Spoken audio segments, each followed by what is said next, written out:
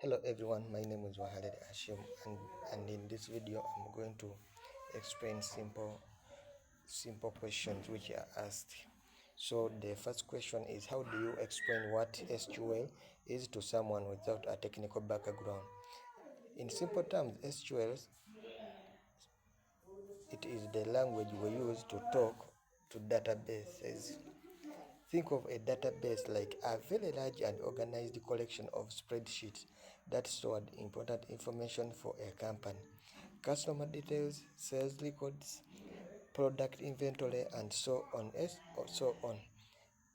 SQL is the tool that lets us ask questions of that data, such as how many customers bought product any product for last month, or show me all the orders that are still pending. It helps us to find, add, update, and remove information accurately and quickly without having to dig through thousands of rows by hand.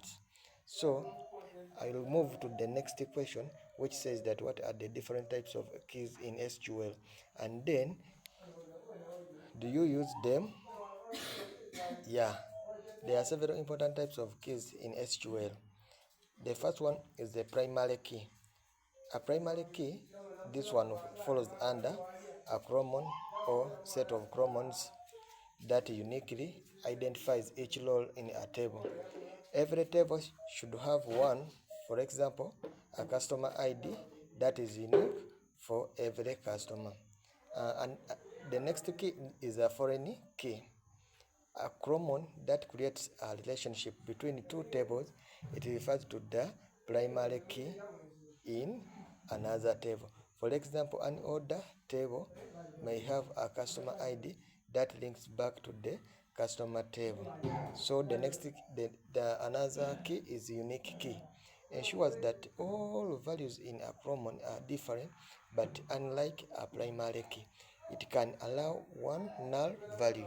Another key is composite key, a primary key made up of two or more commons when a single common is unique by itself. So the next key is candidate key, any common or a set of commons that could serve as a primary key. The primary key is chosen from the candidate key. So the last key I will talk about is super key.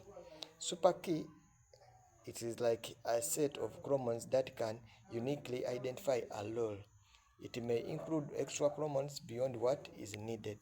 So we use these keys to maintain data integrity, prevent duplicate records, and create reliable relationship between tables. So another question was, can you list all of the joins in SQL and the use case for each of them? The main types of joins are inner join. Inner join returns only the rows that have matching values in both tables. Use this when you only want records that exist in both tables. For example, customer who have placed at least one order. The next join is left join or left outer join. Returns all rows from the left table and the matching rows from the right table. If there is no match, the right side sounds null.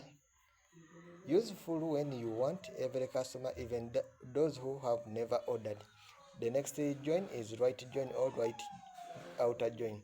The opposite of left join returns all rows from the right table and matching rows from the left. Full outer join returns all rows from both tables. Where there is no match, null values appear helpful when you need a complete picture from both sides.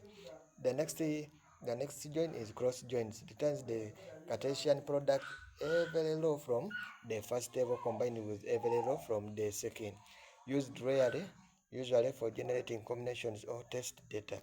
Self join, it joins the table to itself. It's useful when you need to compare rows within the same table, such as finding employees and their managers in the same employee table. So the next question is, what is the importance of data integrity in your work with SQL. Data integrity means making sure the table making sure the data in the database is accurate, consistent, and reliable at all times. In my work with SQL, this is extremely important because decisions are made based on the data. If the data is incorrect, duplicate customer records, missing values, or broken relationship between tables, reports become unreliable and business decision can go wrong. I maintain data integrity by using primary and foreign keys to enforce relationships. Applying constraints such as not null, unique, and check. Write careful insert, update, and delete statements. Test equalities before running them on production data. Good data integrity builds trust in the information we provide and helps the organization make better decisions. Thank you for watching. Bye bye.